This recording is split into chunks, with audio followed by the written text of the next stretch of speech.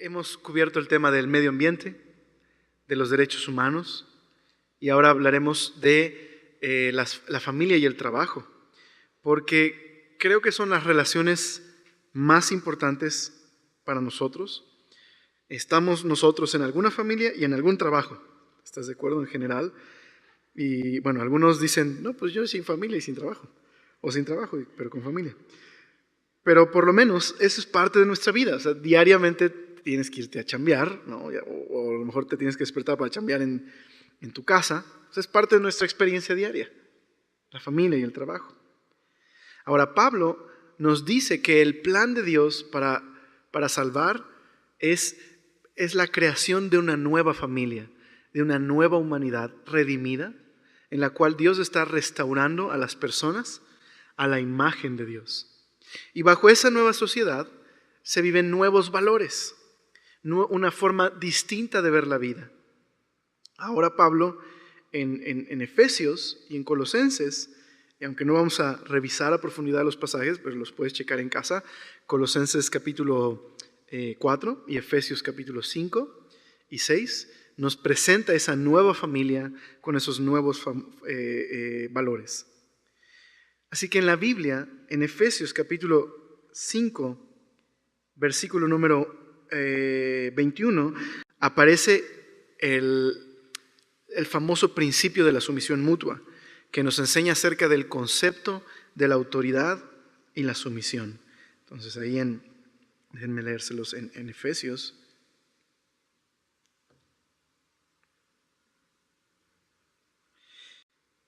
El versículo 21 es justo el texto que va a abrir la sección de la familia, los padres y los hijos, los esposos, el trabajo, y dice así. Recordemos, esto es dentro de la iglesia, dentro de la comunidad cristiana, es esta instrucción que Pablo da. Someteos unos a otros en el temor de Dios. Significa, sujétense unos a otros debido a su profunda reverencia y por adoración a Cristo. Entonces, Pablo en estos capítulos describe esa relación entre esposos, padres e hijos y une todas las instrucciones alrededor de la familia cristiana en base a este texto, que es el puente, es el principio unificante, es lo que produce la armonía de las relaciones que glorifican a Dios y que ejemplifican una nueva sociedad gobernada por Dios. Así que el principio aquí es uno de autoridad y sumisión. Bueno, en nuestros días es difícil hablar de autoridad, muy difícil, es muy complicado y vivimos en una sociedad, digamos, permisiva, una sociedad que la idea de sujeción a la autoridad puede provocar gran controversia. Y por un lado, hay una razón, hay mucho resentimiento en el mundo debido a cómo ciertas figuras de autoridad han oprimido a otros. Entonces, en cierta manera, hay una razón para ese resentimiento.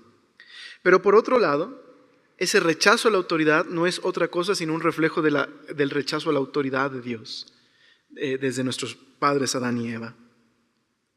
Pero simplemente así, lo voy a decir así. En la Biblia, el principio de autoridad no involucra ningún tipo ni de explotación ni de opresión humana. Todo lo contrario.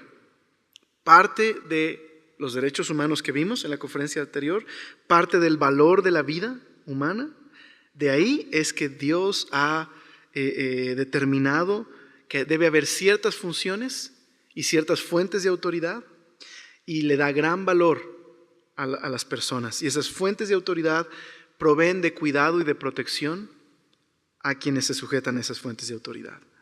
Entonces, la enseñanza de la Biblia de Jesús y de los apóstoles, vamos a ver que hay tres principios a partir de lo que la Biblia enseña. Número 1, está la dignidad de las mujeres, los niños y de aquellos que son empleados u obreros. La Biblia les da dignidad. La Biblia nos dice que las mujeres tienen un lugar especial en la familia. De hecho, a pesar de la acusación de que la Biblia es misógina y todo el rollo, realmente es lo contrario. Una de las figuras más importantes que aparecen en la Biblia, por ejemplo en Proverbios, es la mujer virtuosa.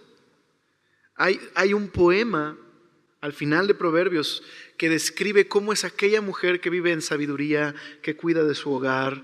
Literal dice que es chambeadora, que cuida de sus hijos, su esposo está confiado en ella, sus hijos le llaman dichosa. O sea, hay toda una poesía describiendo a una mujer que ama a Dios. Es más, la Biblia dice que el que encuentra esposa, dice que encuentra el favor de Dios. Dice que los papás heredan casas, bienes, pero de Dios viene la esposa.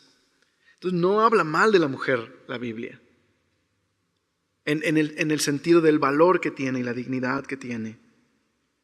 Y los niños en la Biblia aparecen como un regalo de Dios, como una herencia de Dios, dice el Salmo 27.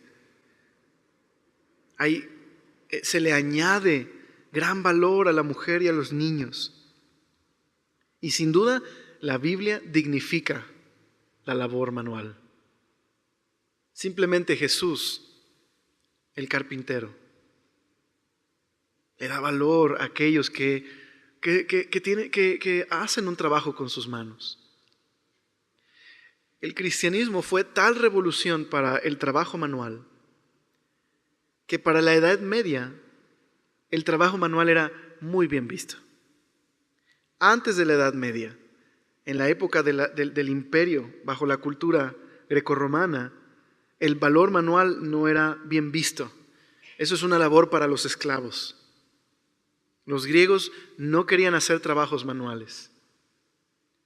Pero el cristianismo trajo tal revolución que hubo una gran dignidad, que más adelante Lutero escribió acerca de la santidad en lo que era el llamado a la vida común. Es decir, no solamente es una tarea sagrada la que realizan los pastores. Cualquier tarea que un ser humano haga para la gloria de Dios es un llamado. Una madre cuidando a sus hijos en casa tiene una labor digna que Dios le ha dado. Un hombre que trabaja a lo mejor en carpintería, es un ebanista, o a lo mejor alguien que está trabajando en plomería. Es un trabajo digno porque Dios le dio ciertas cualidades y de ese trabajo puede comer y llevar a casa. La Biblia dignifica cualquier clase de trabajo. Todo lo que Dios nos permite hacer es si lo hacemos para su gloria, hay dignidad en ese trabajo.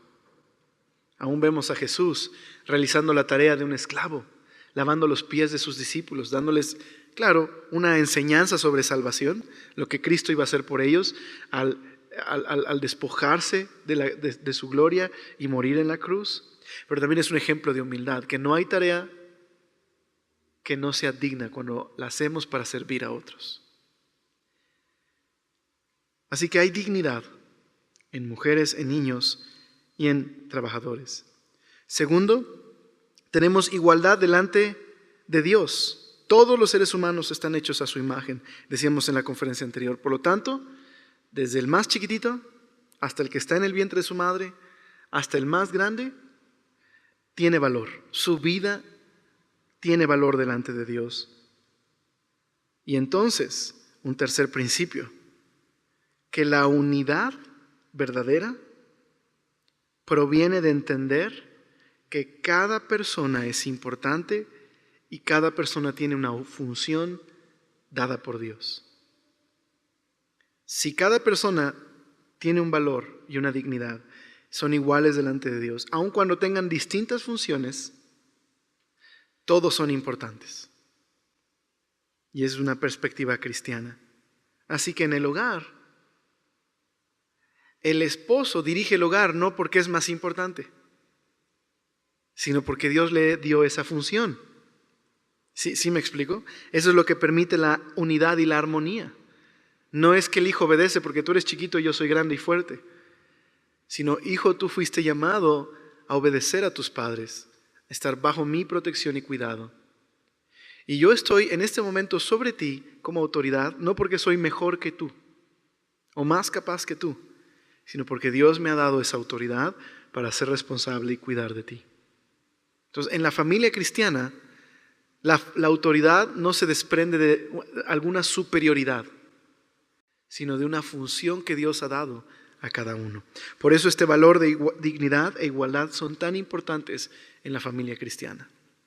Cada uno de nosotros es importante a los ojos de Dios y cada uno tiene una función distinta que cumplir. Entonces, hablando del concepto de autoridad, ¿qué nos enseña la Biblia de este concepto? Entonces, número 1, someterme a la autoridad no significa que soy inferior.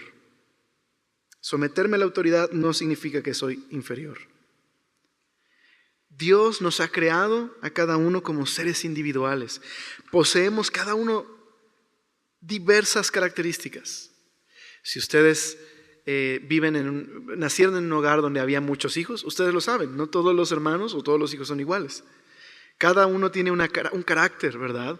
Cada uno tiene cosas diferentes. Así nos ha hecho Dios. Cada uno de nosotros tiene una cualidad distinta. Aunque todos somos iguales en virtud de la creación, también Dios nos ha hecho diferentes entre nosotros para complementarnos. Y Dios le agrada esa diversidad.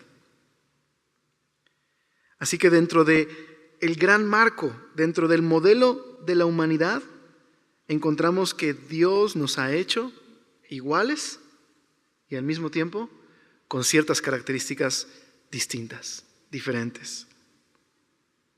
Todos tenemos dignidad, todos tenemos igualdad, pero cada persona en la vida tiene distintos roles que cumplir. Todos somos iguales por derecho divino, digámoslo así, pero todos tenemos distintas funciones. Y eso es el concepto de autoridad. Entonces, un hijo no puede reclamar la autoridad que tiene su padre, porque tiene una función distinta en el hogar. Pero ese hijo, a los ojos de Dios, tiene la misma dignidad y es igual en virtud de creación que su padre. En un trabajo no puedo clamar la misma autoridad que mi jefe. Pero ambos, como seres humanos, hemos sido creados iguales. Entonces, distintos roles que cumplir, pero cada uno de nosotros iguales. No todos tenemos los mismos talentos, ni los mismos dones. A algunos Dios les dio algún talento para pintar. A algunos Dios les dio un talento para las matemáticas. Cada uno es distinto. Tenemos funciones distintas, pero todos somos iguales. Así que la sujeción a la autoridad viene de tomar esto en cuenta, de humildemente saber que hay estructuras de autoridad que Dios ha creado en el mundo y que está bien que si mi rol es sujetarme a alguna autoridad, lo puedo hacer humildemente porque eso a Dios le agrada. Entonces, el hijo puede humildemente sujetarse a sus padres porque agrada a Dios. La esposa humildemente puede respetar a su esposo porque a Dios le agrada. Y el empleado puede humildemente sujetarse a su jefe porque sabe que Dios se agrada de ello. Entonces, un segundo concepto en la autoridad. La autoridad es limitada. La autoridad es limitada. No podemos enseñar que la autoridad, en estas fuentes de autoridad, en los padres, en los esposos y en los jefes, es ilimitada. No hay tal cosa en la Biblia que enseñe que ellos pueden ejercer la autoridad sin control. Lo que la Biblia nos enseña es que ellos son delegados de Dios para ejercer autoridad. Es decir, si son delegados, ellos mismos tienen que estar sujetos a otra autoridad mayor que ellos. ¿A la de quién? A la de Dios. Así que Dios es la fuente de autoridad de aquellas autoridades que ejercen ese oficio en el mundo. Así que no pueden ordenar lo que quieran, no pueden prohibir lo que quieran, sino que dentro de la familia cristiana tienen que representar a Dios. Y una tercera cosa que la Biblia enseña sobre la autoridad. La autoridad es para el bienestar de la otra persona. La autoridad sirve para proteger los derechos del otro. La autoridad está para cubrir las necesidades del otro. Entonces no se debe usar de manera egoísta, sino siempre para los demás. Así que las esposas, es cierto, cumplen su función como esposas al respetar profundamente a su esposo y su liderazgo en el hogar. Pero ojo, los esposos no pueden quebrar la voluntad de sus esposas. No pueden decir, lo digo yo y así se hace. Eso es ir en contra de la autoridad que Dios les ha dado. Su autoridad es para proteger, para proveer, para amar, para dirigir, para edificar. La autoridad del esposo es para ayudar a la esposa a hacer todo lo que Dios quiere que ella sea, para construir y edificar. No hay tal idea en la Biblia de te callas, no puedes dar tu opinión en el matrimonio. No es bíblico. El esposo debe cultivar, guiar.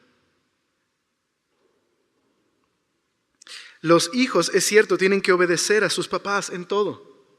Pero ojo, los papás no pueden decir otra vez, tú eres chiquito, yo soy grande, tú eres débil, yo soy fuerte. Esto se hace así porque esta es mi casa y así es. Aunque es verdad que la obediencia que se le pide a los hijos es completa en casa, es decir, hijos obedezcan en todo a sus padres, los padres no pueden ser arbitrarios, no pueden dar órdenes nomás porque soy el papá, sino que esas reglas y esas órdenes buscan el bienestar del niño, buscan rescatarle de vivir sin autoridad, buscan darle un marco en la vida para poder vivir bajo las reglas de Dios y amar a Dios. Es decir, las reglas de papá no son para que me obedezcas a mí. Las reglas son para que puedas vivir una vida plena con Dios. Estas reglas van a preservar tu vida. Dios me ha puesto como una autoridad para cuidarte, para tu beneficio. Y tengo que asumir ese rol y mantener esa autoridad porque te amo y es tu bienestar. Y los amos ejercen autoridad sobre los esclavos. En el contexto, entendemos, el día de hoy no es amo-esclavo, aunque algunos se sientan así, ¿verdad? Sino jefe y empleado. Pero el jefe no puede obligar a sus empleados, sino que el jefe tiene que velar por los derechos de su empleado, tiene que proteger a su empleado, tiene que crear un lugar en donde su empleado pueda desarrollarse y pueda crecer. Así que la autoridad está limitada. Hay quienes se sujetan y hay quienes ejercen autoridad. Pero en la Biblia los dos necesitan hacerse responsables de su lugar en el mundo. Así que si pudiéramos utilizar la palabra autoridad en alguna definición bíblica sería amor responsable. La autoridad en la Biblia es amor responsable. Aquellos que ejercen autoridad entienden que Dios les ha privilegiado con una autoridad que debe demostrar responsabilidad por el otro. Debe demostrar el amor de Dios. Ellos son responsables ante Dios y ante las personas a quienes sirven. Eso le da límite a la autoridad, ¿verdad? Entonces, qué bello en el matrimonio. Así que la esposa se sujeta a la dirección de su esposo desde una sujeción que no es obligación, sino que ese vínculo es voluntario, es libre, es alegre. No está siguiendo una lista de reglas, sino está simplemente sujetándose en agradecimiento por el cuidado de su esposo. Por eso la Biblia no enseña que el esposo deba quebrantar la voluntad de la esposa. No es una obediencia ciega. No es un destino inescapable. Lo único que Dios está haciendo es responsables a los dos. Tú eres responsable de ayudar a tu esposo, de ayudarlo a hacer todo lo que Dios quiere que sea, de respetarlo profundamente, porque Dios le ha dado esa autoridad. Pero tú, hombre, eres responsable de cuidar de ella, de protegerla, de amarla. Es impensable creer que un hombre va a tener una esposa que le respete si no provee de un círculo de protección y de amor y de cuidado, ¿verdad? ¿cómo esperaría que se sujete? Pero también es impensable que una esposa espere a un esposo si nunca se sujeta a su autoridad, ¿verdad? Un esposo que le cuide de esa forma. Ahora, con esto, por favor, no estoy diciendo que hay permiso en la esposa para decirle, como no me cuidas, no te obedezco. Ni tampoco estoy diciendo a los esposos, ya ves, entonces voy a dejar de proveerte porque tú no me haces caso. No, cada uno es responsable delante de Dios y dará cuentas a Dios en la familia cristiana de su responsabilidad. Somos agentes responsables. Así que el cuidado de la esposa y la sujeción al liderazgo del esposo es una responsabilidad de cada uno.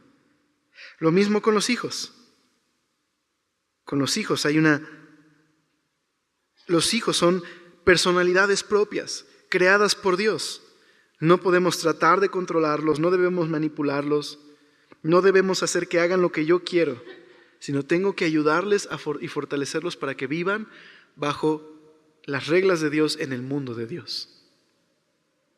Y eso es uno de los problemas, con la educación el día de hoy, ¿verdad?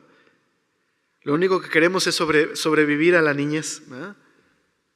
Yo digo que los primeros 5 años de vida, de lo que trata la educación, es evitar que se maten y maten a otros en el proceso, ¿verdad? Pero sin duda es más que eso. Porque si yo manipulo a mi hijo, ya sea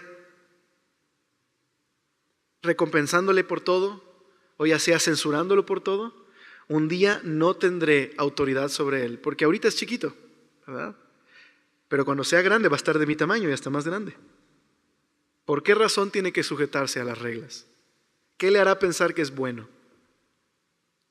Pero si yo puedo enseñarle que en este mundo Dios ha colocado estructuras de autoridad y que Él ha sido creado para vivir bajo autoridad en el hogar, porque Dios le ama y le ha provisto, dice el pastor Ted Tripp, de un círculo de autoridad para protegerle, para cuidarle, para guiarle, que su necesidad primordial es de guianza y dirección. Su inexperiencia requiere de una dirección. Y que si él puede voluntariamente sujetarse a esas reglas y a vivir en autoridad, él va a crecer como un muchacho que ame a Dios y que es responsable delante de Dios. Ahora, yo sé que decirlo así suena más fácil de lo que es aplicarlo en casa, porque otra vez, los niños no son velociraptors, ¿verdad? A veces son más peligrosos que los velociraptors, pero no son simplemente velociraptors que les das un premio y ya entendieron. Son personas creadas por Dios a su imagen. No puedo manipularlas, ni debería tratar de manipularlas. No debo quebrantar su voluntad. Más bien tengo que enseñarles a vivir en el mundo de Dios, bajo Dios. Esa es la responsabilidad de los papás. Es decir, los papás entienden que solo son administradores de su hogar, no son dueños de sus hijos. Los esposos no son dueños de sus esposas. Y los jefes no son dueños de sus empleados. Dice John Stott al respecto de esta verdad: ¿a quién se le debe principalmente la liberación de las mujeres, niños y los trabajadores? ¿No es Jesucristo? Fue Jesucristo quien trató con cortesía a las mujeres y las honró en una época que se les despreciaba. Fue Jesucristo quien dijo que los niños vengan a mí en un periodo de la historia en que los bebés que no se querían se tiraban a la basura como se hacen hoy, o se les abandonaba en las plazas públicas para que los tomaran como esclavos. Y es Jesucristo quien enseñó la dignidad del trabajo manual. Dice, trabajando él mismo como carpintero, lavando los pies de los discípulos y diciendo, yo estoy entre ustedes como uno que sirve. Ahora, ¿por qué la familia entonces no siempre funciona así? Porque el pecado ha causado una gran ruina en el ser humano. Y lo primero que vemos en la Biblia que se arruinó después de la separación de Adán y Eva de Dios fue la familia. Lo que Dios dijo es, entre ustedes habrá una guerra. Vemos a Caín matando a su hermano. Luego vemos a Lamec, un descendiente de Caín, esclavizando mujeres, siendo un hombre violento. Y luego vemos en Génesis 6 una expansión de la maldad en el mundo. Quedó arruinada la identidad del hombre y la familia. El egoísmo que lleva a que las familias se desintegren. O sea, el día de hoy, ese es el problema. El egoísmo, el pecado, el orgullo. Tenemos el típico escenario donde el hombre abandona a su familia. Y, digamos, no es el único escenario. Es decir, no estoy diciendo que los hombres son los únicos culpables. Pero es muy común, ¿verdad? El hombre deja su hogar. ¿Y qué es lo que dice? Bueno, si es muy amable, dice, es que quiero que seas feliz. Ya no eres feliz conmigo. Si yo te dejo, vas a ser más feliz. Lo único que está diciendo es, deseo mi felicidad, no la tuya. El egoísmo parte familias a la mitad, destruye. Otra vez, ¿recuerdas los derechos humanos? Cada uno defiende lo suyo. Cada uno defiende su espacio, su lugar. Pero en la Biblia el matrimonio es visto como un pacto, como una alianza donde Dios está involucrado. Donde la intimidad que hay en el matrimonio está a la luz del compromiso. Esa es la familia. Por eso Dios habla de la intimidad de los esposos, la relación marital, como algo que solo es para el matrimonio. Y la razón es porque en el círculo del matrimonio hay compromiso y lealtad, intimidad. Se nos dice en Génesis que Adán y Eva estaban desnudos. No solamente sugiere la situación de la interacción física, va más allá. Resulta que la intimidad en el matrimonio no es más que el clímax de una intimidad mayor, que hombre y mujer están unidos, que hay una conexión, una intimidad entre ellos. Yo te conozco, tú me conoces. Lo que trajo el pecado es desconfianza, falta de esa intimidad. O sea, puede haber la interacción física sin realmente esa intimidad, donde cada uno, mientras tú estés en mis intereses y mientras eso promueva mi felicidad, estamos juntos. Pero en el momento en que ya no, nos separamos. Pero en la familia no es así, en la familia cristiana. Así que ahora Jesús, en la nueva sociedad de Dios, quiere restaurar a las familias. Todos nosotros venimos de familias disfuncionales prácticamente. No todos, pero la mayoría. Y muchos de nosotros hemos visto que a pesar de cristianos, luchamos en nuestra propia familia.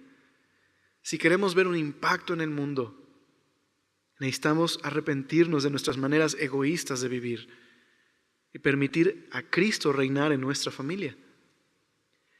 Pensar cristianamente en todas las áreas de nuestra vida. Pensar en que en mi familia, las personas que viven ahí son más que objetos. Son aquellos regalos que Dios me ha dado. Y son aquellos a quienes debo honrar y servir, porque Dios les ama. Pero cuando hablamos del trabajo, ¿qué nos enseña la Biblia del trabajo? Acompáñame por favor a Génesis capítulo 2. Porque sin duda, cuando no estás en casa, ¿en dónde vas a estar? Las chispas me tenían que decir. Qué noventero soy yo eso, ¿verdad? ¿Quién sabe cuánto dinero gastamos en las chispas? Pero ¿quién iba a las chispas, sinceramente? Muy bien. ¿Y si las acababan? Siempre había el chavito vago que te quitaba de ahí y que no te dejaba jugar. Los que no me entendieron qué son las chispas, pues son las maquinitas que han muerto el día de hoy. No existen. Bueno. Génesis 2. Entonces, si no estamos en la casa, ¿dónde estamos? En el trabajo. Espero que todos estemos en el trabajo. Entonces, en Génesis 2 nos dice así de Adán. Dice el verso número 4. Estos son los orígenes de los cielos y de la tierra, cuando fueron creados. El día que Jehová Dios hizo la tierra y los cielos, y toda planta del campo antes que fuese en la tierra, y toda hierba del campo antes que naciese. Porque Jehová Dios aún no había hecho llover sobre la tierra, ni había hombre para que la labrase la tierra, sino que subía de la tierra un vapor, el cual regaba toda la faz de la tierra.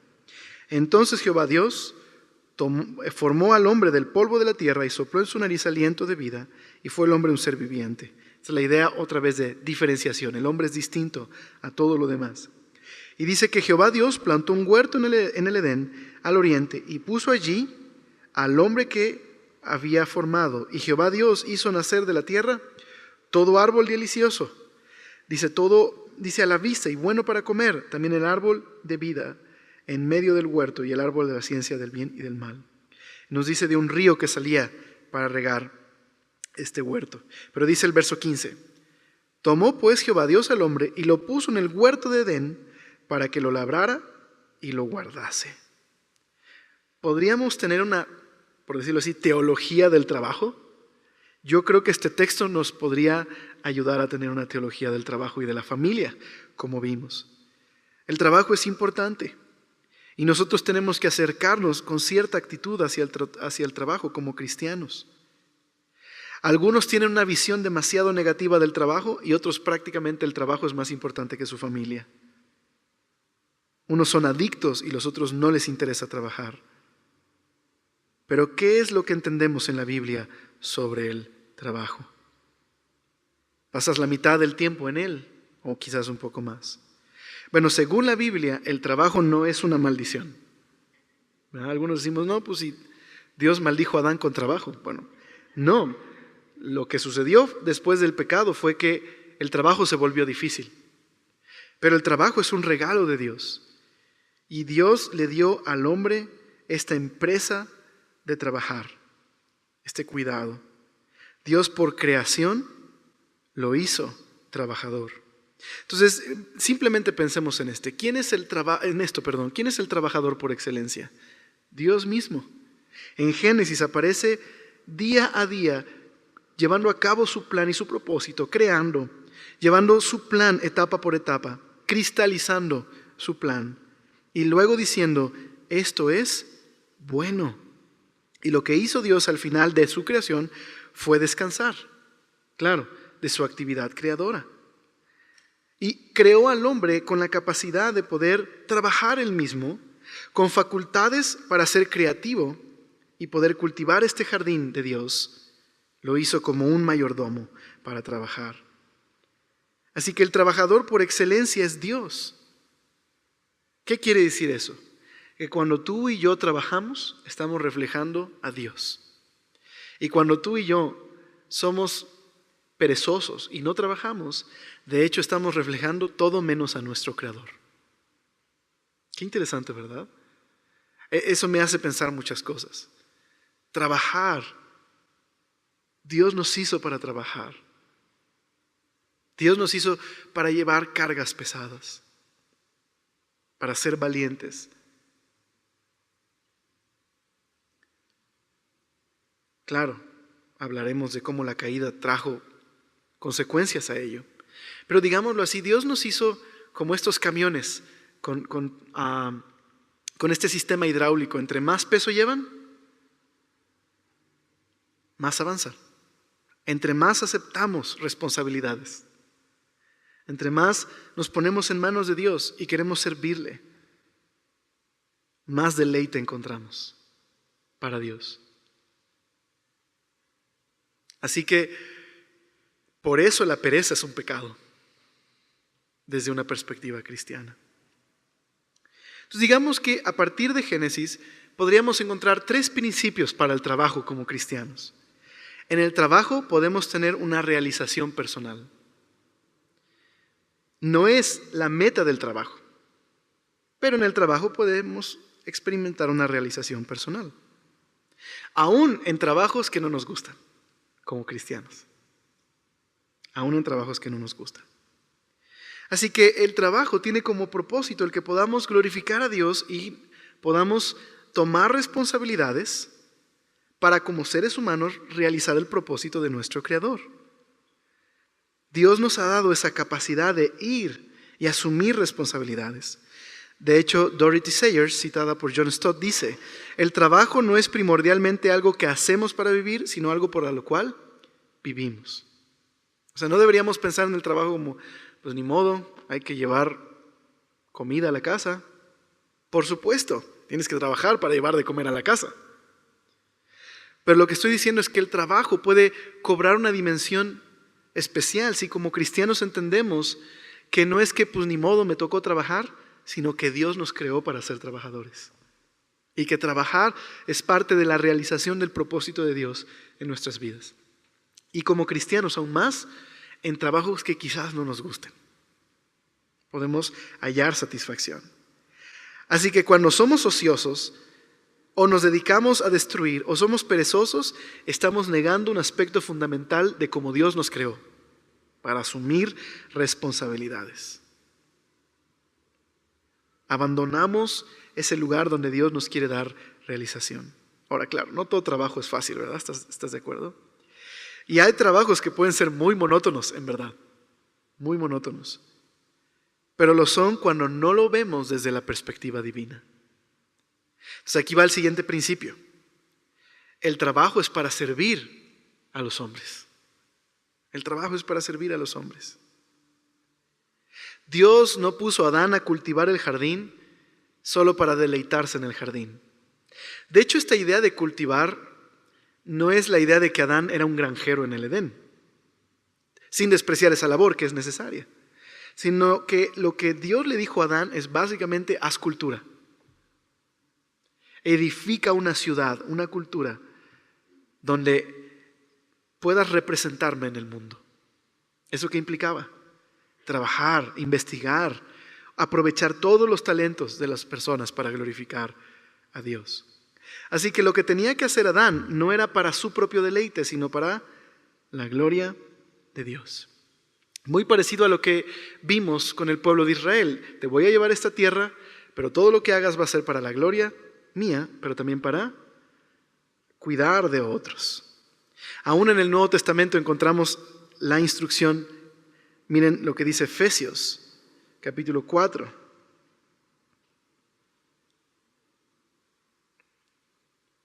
Verso 28. Lo mencioné hace un momento atrás.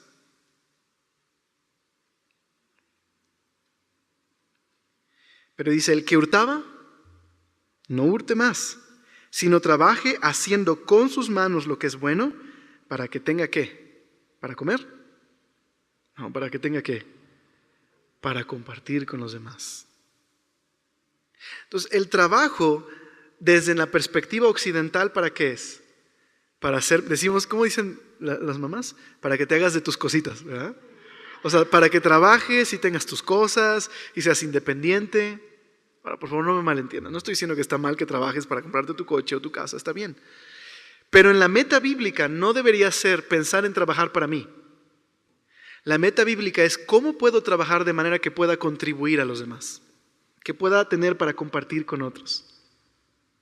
Sí, para llevar a mi familia primeramente, pero también para compartir con los demás.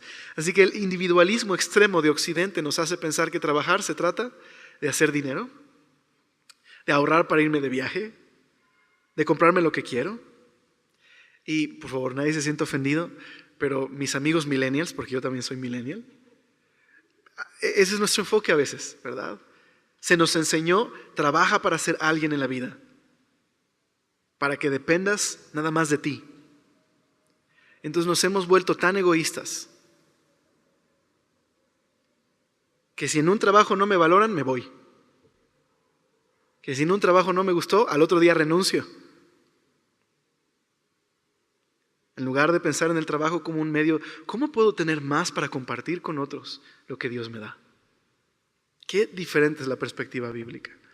Y repito, no te sientas mal, no estoy diciendo que no puedas trabajar para comprarte tu nueva Mac o lo que tú quieras, o salir de viaje, no es pecado. Está bien que trabajes para llevar a tu familia de vacaciones, pero de lo que estoy hablando es que esa no sea tu meta principal, trabajar para hacer dinero, sino trabajar para honrar a Dios y servir a los demás. En pocas palabras, en la Biblia el trabajo es un proyecto comunitario. El trabajo tiene que ver con la comunidad, tiene que ver con el servicio público. No simplemente piensa en esto. Alguien que pone un negocio, como cristiano no debería pensar en cómo hago más dinero, sino cómo puedo hacer para que este negocio sea útil y sirva a los demás, pueda pagarle a los trabajadores, pueda producir algo que beneficie a otros. Pero de pronto un negocio se vuelve, ¿cómo le recorto dinero para ahorrarme más? ¿Cómo hago que trabajen más y que no se enojen? ¿Cómo produzco más y hago que la gente compre lo que yo vendo? ¿Cómo evado pagar impuestos? Pero de acorde al énfasis bíblico, tiene que tener la comunidad la primacía. Sirvo no para producir ganancias, aunque las reciba, sino para servir a otros adecuadamente. Y por último, el trabajo es para la gloria de Dios. Oye, ¿por qué dejaste ese al final? ¿No debería ser al principio? Claro, principalmente trabajamos para la gloria de Dios. Es la meta suprema. Cuando yo trabajo y sirvo a otros y comparto con otros, a quien estoy reflejando es a mi Creador, que me ama y es generoso, que sirve a otros. Él es glorificado cuando puedo decir que trabajo porque conozco a Dios y amo a Dios. Así que Dios nos ha puesto para vivir en comunidad, nos ha dado todo lo que necesitamos y quiere que lo compartamos con los demás. Dice T.L. Mackey, citado por John Stott, él hablaba de su trabajo como inspector de salud en un puerto importante. Y él dijo lo siguiente: el trabajo, hablando de su trabajo, abarca el amplio campo de la medicina preventiva y el control de salud ambiental. Y dijo él, trabajar por fines personales, el sueldo, las gratificaciones, la estabilidad laboral y la futura jubilación, para mí no basta. Yo prefiero pensar que soy responsable de una parte de la configuración mayor de la actividad humana, por medio de la cual todos aportamos lo mejor de nosotros mismos, de acuerdo con nuestros talentos, a los esfuerzos globales por el bien de la humanidad, y obedecemos la voluntad maravillosa de nuestro Creador. Es con esta perspectiva y esta motivación que diariamente enfrento la acción con alegría. ¿Te imaginas si como cristianos podemos entender que lo que hago todos los días va a beneficiar aunque sea a una persona? Entonces cualquier trabajo, por monótono que parezca, entonces se vuelve útil. A Dios le agrada que trabaje, porque si soy diligente y entrego a tiempo mis reportes, estoy honrando a Dios. Y al hacerlo, alguien se va a beneficiar. Así sea literal, así sea mantenimiento. O sea, ¿cuántas cosas no se echan a perder y se retrasan porque alguien no realizó labor de mantenimiento en un inmueble? Es más, ¿cuánto peligro hay para las personas cuando alguien se ahorra materiales y dice, no, usa algo más barato? Ahórrate que vaya alguien a verificar si está bien. ¿Cuánto peligro hay? ¿Verdad? O sea, la labor de alguien que simplemente va a asegurarse que los tornillos en Six Flags estén bien apretados. Sí me explico. O sea, no sé si a lo mejor has estado consciente que el juego se usa 10,000 veces, quién sabe en cuántas veces al día, que alguien tiene que cuidarlo, ¿verdad? Alguien tiene que reparar esos juegos para que el Superman no se convierta en de verdad, ¿no? O sea, los trabajos, por muy monótonos que parezcan, pueden ser tan importantes. A veces hasta los trabajos que no vemos nosotros. En Cristo todo trabajo es importante si tú puedes asumir esta responsabilidad, decir, Dios, me hiciste para trabajar, quiero asumir la responsabilidad que tengo en esta vida de predicar de ti y honrarte, y a través de mi trabajo lo puedo hacer. Puedo reflejar quién eres. A través de mi trabajo puedo decir que me importa la gente, que esto que estoy haciendo va a beneficiar a alguien. Así nomás sea darle la bienvenida a alguien en una tienda. ¿Qué tal que esa persona simplemente es impactada porque le saludaste y la trataste bien.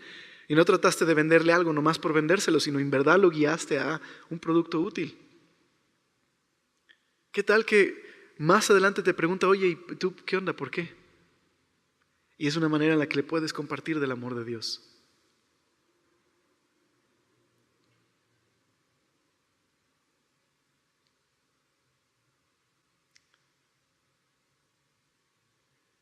¿Por qué no oramos también por esto y tomamos los últimos 5 minutos de receso y vamos a la última conferencia, les parece? Señor, gracias porque nos enseñas cuánto valor tienen estas cosas para ti, Señor. Que el trabajo, Señor, no es un medio simplemente para tener dinero, sino un medio por el cual genuinamente podemos ayudar a otros, Señor. Podemos mostrar que la gente te importa, Señor, que amas a las personas. Y aún podemos nosotros tener satisfacción en el trabajo, aunque sea difícil, Señor, cuando pensamos que nos has creado para ser responsables y que en verdad te agrada, Señor. Simplemente que podamos ser diligentes puede hacer que otra persona haga preguntas sobre nuestra actitud y que puedan conocerte. Señor, danos una mente cristiana para pensar cristianamente alrededor de todos estos temas. Te lo ruego, por favor. Y Señor, yo sé que muchos de mis hermanos quizás han batallado con su trabajo. Señor, incluso algunos han estado buscando trabajo. Concédeles un trabajo en el que puedan hacer esto, glorificarte y encontrar satisfacción y deleite en hacerse responsables de lo que tú pongas en sus manos, Señor. Te doy gracias.